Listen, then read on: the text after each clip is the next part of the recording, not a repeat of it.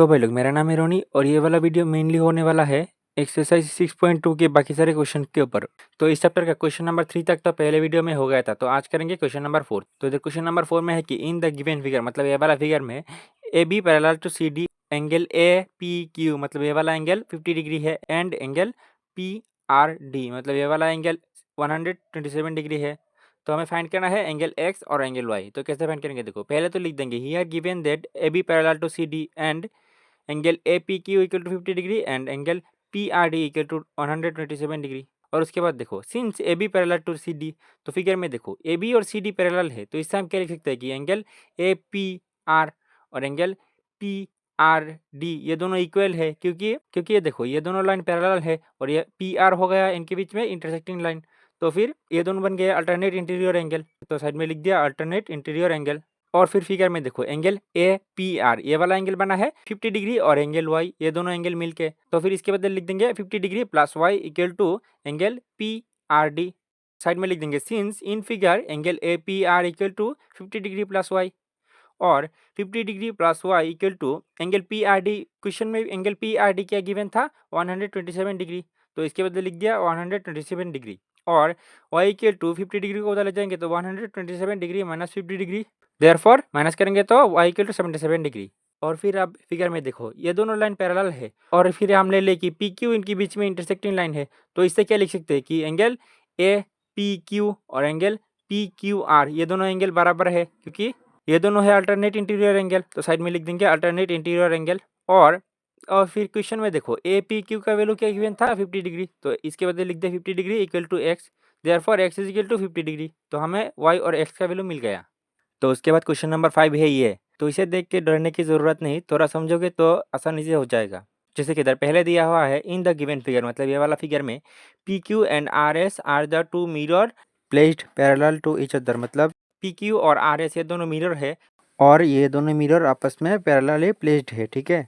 और उसके बाद है an incident ray A B strike the mirror P Q at B, मतलब ए बी एक रे है और ये पी क्यू मिरर को बी पॉइंट पे स्ट्राइक कर रहा है, ठीक है। और फिर इधर बताया गया है कि the reflection ray moves along the B C and strike the mirror R S at C, मतलब ये जो ए बी रे है ये बी पॉइंट पे स्ट्राइक कर रहा है, तो क्योंकि मिरर है तो ये रिफ्लेक्ट होके इधर आ जाएगा और फिर ये रिफ्लेक्ट होके आर एस मिरर के सी पॉइंट पे स्ट्राइक करेगा, ठीक है। और उसके बाद है again reflect back C D, और फिर सी पॉइंट पे स्ट्राइक करने के बाद सी डी लाइन से रिफ्लेक्ट होकर चला गया, ठीक है। तो हमें प्रूफ करना है कि ए बी और सी डी लाइन आपस में पैरेलल है, तो इसके आंसर में पहले तो हमें ये वाला पिक्चर बनाना पड़ेगा, ठीक है। और फिर इस पिक्चर में कुछ चीज़ें ड्रॉ करना पड़ेगा, जैसे कि पी क्यू लाइन के perpendicular B M line draw करना पड़ेगा, वैसे ही सी पॉइंट में आर एस लाइन के परपेंडिकुलर सी एन ड्रॉ करना पड़ेगा, ठीक है। तो ये हम नीचे लिख देंगे let us draw B M perpendicular P Q और सी एन जो कि परपेंडिकुलर है आर एस। तो उसके बाद देखो क्योंकि क्वेश्चन में गिवन है कि पी क्यू और आर एस आपस में पैरेलली प्लेस्ड है, तो लिख देंगे since P Q parallel to R S, therefore इससे हम क्या लिख सकते हैं कि B M parallel to C N. क्योंकि देखो अगर हम कोई भी दो पैरेलल लाइन ड्रॉ करें, ठीक है, और फिर इनके दो परपेंडिकुलर लाइन ड्रॉ करें, जैसे कि इसके लिए ये वाला परपेंडिकुलर लाइन और इसके लिए ये वाला परपेंडिकुलर लाइन, तो अगर ये दोनों लाइन पैरेलल है और ये दोनों इनके परपेंडिकुलर लाइन्स है, तो फिर ये दोनों परपेंडिकुलर लाइन्स भी आपस में पैरेलल होगा। जैसे कि इसको थोड़ा घुमाए तो हमें दिखाई पड़ेगा कि ये दोनों लाइन भी आपस में पैरेलल है।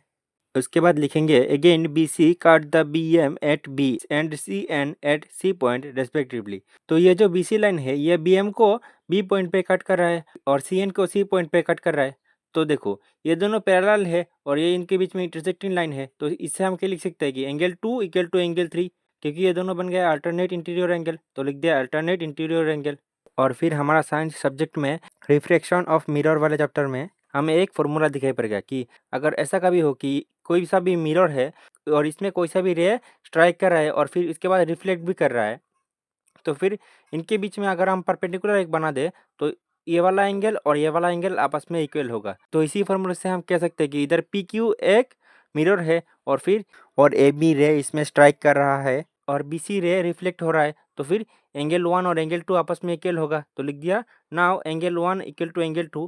वैसे ही आर एस मिरर के लिए एंगल 3 और एंगल 4 आपस में इक्वल होगा, तो लिख दिया and angle 3 equal to angle 4। और साइड में लिख देंगे reason by law of reflection. तो अब देयरफॉर हम लिख सकते हैं एंगल 1 इक्वल टू एंगल 2 और एंगल 2 इक्वल टू एंगल 3 और एंगल 3 इक्वल टू एंगल 4। तो ये सारे एंगल आपस में बराबर है। तो हम ये लिख सकते हैं कि angle 1 plus angle 2 equal to angle 3 plus angle 4। Picture में देखो एंगल 1 और एंगल 2 ये वाला एंगल बना रहा है, तो इन दोनों एंगल के बदले लिख देंगे एंगल ए पी सी, और फिर एंगल 3 और एंगल 4 मिलके ये वाला एंगल बना रहा है, तो इन दोनों एंगल के बदले लिख देंगे एंगल डी सी बी। तो अभी देखो ये दोनों लाइन है और ये इनके बीच में इंटरसेक्टिंग लाइन है, और फिर हमने इधर से देखा कि ये वाला एंगल और ये वाला एंगल आपस में बराबर है। तो ये दोनों एंगल इक्वल कब होगा? जब ये दोनों लाइन पैरेलल होगा, तो लिख देंगे however they are alternate interior angles. तो पैरेलल में इंटीरियर एंगल होता है, तो लिख देंगे therefore A B parallel to C D. तो ये वाला एक्सरसाइज आपको थोड़ा टफ तो लग सकता है, लेकिन अगर आप इन पांचों प्रॉब्लम को सॉल्व कर ले तो आपके एग्जाम में एक ना एक क्वेश्चन 100% जरूर मिलेगा। ठीक है, तो इसीलिए आप इन प्रॉब्लम को सॉल्व करने की कोशिश जरूर करना। ठीक है, अगर किसी जगह पे कन्फ्यूजन है तो वीडियो को दोबारा देखना। आई होप आपका कन्फ्यूजन क्लियर हो जाएगा। नहीं तो आप कमेंट में ज़रूर लिख सकते हो, मैं रिप्लाई ज़रूर दूंगा।